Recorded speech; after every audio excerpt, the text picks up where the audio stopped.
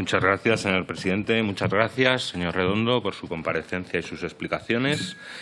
El año pasado ya lo dijimos y así seguimos manteniendo que mostramos nuestra disconformidad con el propio concepto de seguridad nacional que se utiliza, en tanto que para la gente que tiene cierta memoria histórica en torno a qué fue y qué supuso la doctrina de seguridad nacional en materia de derechos humanos, la utilización de ese concepto a nosotros no nos gusta a priori.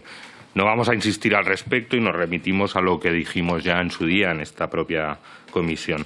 Entrando en el fondo, lo primero que hemos de lamentar es el tiempo que se ha tardado en presentar en esta comisión mixta de seguridad nacional la estrategia de seguridad nacional que se aprobó el 1 de diciembre de 2017 y que se nos presenta cuando estamos acabando ya el año 2018. Es cierto que ha habido un cambio de gobierno, pero ello, entendemos, no debe ser óbice para justificar el retraso en dar cuenta al Parlamento de algo tan importante como es la estrategia de seguridad nacional. Lo mismo ocurre con el informe, que quizás pierde valor dadas las fechas en la que nos encontramos, teniendo en cuenta además que se trata de un documento heredado del anterior gobierno. En seguridad y defensa se ha convertido en un mantra repetir la necesidad de impulsar entre los españoles una cultura de seguridad y defensa que a veces parece más un apoyo sin fisuras o una adhesión inquebrantable a todo lo que se haga. Y creemos que también debe aceptarse una visión más crítica al respecto. Del informe diremos algunas cosas que se echan de menos.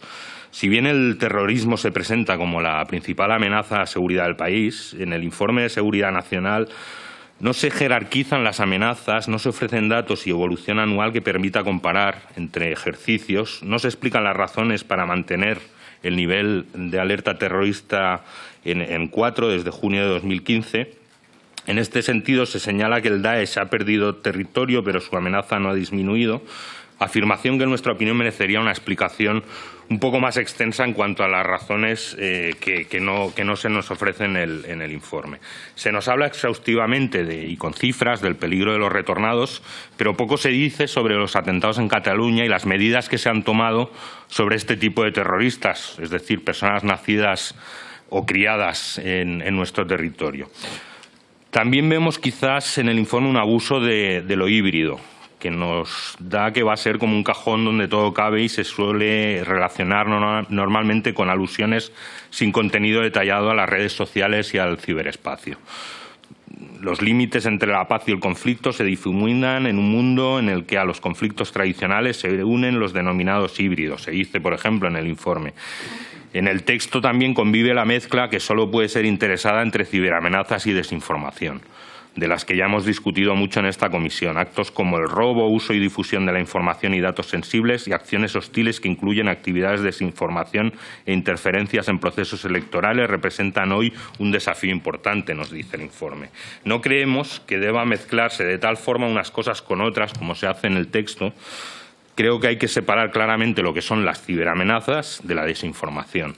Por ejemplo, porque el robo de información es un delito, pero la información deformada a día de hoy no. Sobre la posverdad, la desinformación o directamente las mentiras se puede hablar mucho y no precisamente buscando amenazas externas. Respecto a las Fuerzas Armadas, el informe realiza un telegráfico repaso de las 17 operaciones internacionales con presencia militar española en el último año.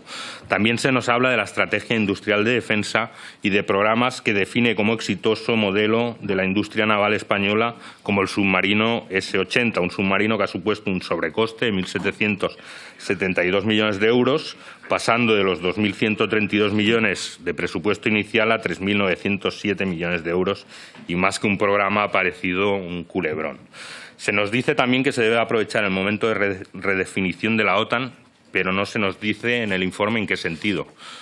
Nos preocupa también que la inmigración sea entendida básicamente como una amenaza a la seguridad. Persisten, pues, los elementos de criminalización sobre la inmigración, aunque vestido, eso sí, con frases como proporcionar una atención y acogida a los inmigrantes plenamente respetuosa de los derechos humanos, que es una obligación inexcusable, aunque es evidente que esto en Europa, la verdad, no nos parece que esté pasando. Y al respecto nos preocupa el hostigamiento a defensores de los derechos humanos del que avisa un reciente informe de la Relatora Especial de Naciones Unidas sobre ejecuciones extrajudiciales sumarias o arbitrarias, Agnès Calamard, mencionando concretamente, además, a la activista española Elena Maleno.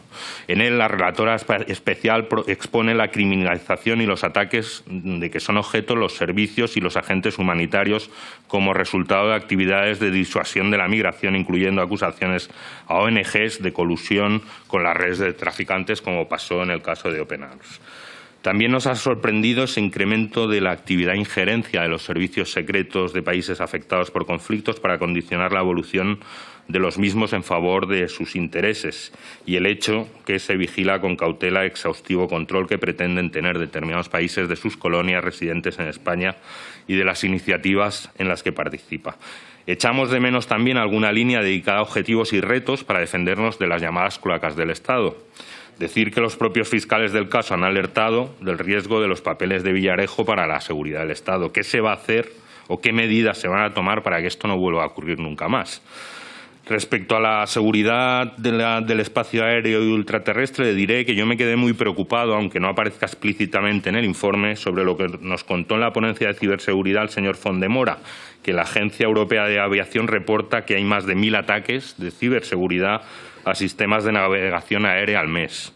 Afortunadamente, por ahora, parece que ninguno de esos ataques ha ocasionado ningún conflicto grave, pero evidentemente el riesgo potencial está ahí. Seguimos también muy preocupados por el fraude fiscal, pues aunque se menciona apartado de seguridad económica y financiera, su importancia entendemos que es clave. En ese sentido, también está el papel nefasto y la amenaza que suponen para la economía española los fondos buitre. Ha jugado un papel clave en la crisis inmobiliaria y financiera en nuestro país y actualmente fondos buitre como Blackstone ya son la primera inmobiliaria española. Y volvemos a alertar de algo que ya denunciamos el año pasado y, a pesar de ello, a día de hoy sigue vigente, y es la limitación de los plazos de instrucción del 324 de la Ley de Enjuiciamiento Criminal, que reduce los plazos de instrucción y limita la capacidad de investigación frente a la corrupción, frente al terrorismo y frente al crimen organizado. Obviamente, entendemos que es un grave obstáculo para conseguir esos objetivos. Saludamos, eso sí, la inclusión de la preservación del medio ambiente como un nuevo ámbito de la seguridad nacional, absolutamente necesario, y más si tenemos en cuenta el nuevo informe de la ONU, de los expertos de la ONU, que acaban de modificar el pronóstico del cambio climático. Las consecuencias están a la vuelta de la esquina y si no hacemos mucho más para cumplir los compromisos, el futuro es desolador. En definitiva, del conjunto del informe es difícil hacerse con una idea de cómo estamos en materia de seguridad nacional, entendida como amenazas, medios y respuestas con datos, más allá de las buenas intenciones. El análisis de los retos a los que se enfrenta la seguridad nacional y las realizaciones llevadas a cabo en el ejercicio analizado es lo que pretende exponer este informe anual de seguridad nacional, y eso, según muchos expertos, lo consigue a medias. Para los especialistas resulta un documento corto, con poca o ninguna novedad y falto de un análisis de conjunto. Respecto de la estrategia de seguridad nacional, y para acabar, lo que nos parece más grave es que se haya pactado y negociado en su día con Ciudadanos y Partido Socialista, dejando fuera a los demás partidos, especialmente al nuestro, que representa más de 5 millones de votos. O sea que el lema "un proyecto compartido de todos y para todos" deja ya mucho que desear. Uno va cuando se le invita. Agradecemos, no obstante, el ofrecimiento que nos ha hecho el señor Redondo de cara al futuro. Muchas gracias. Muchas gracias, Oscar María. Por grupos.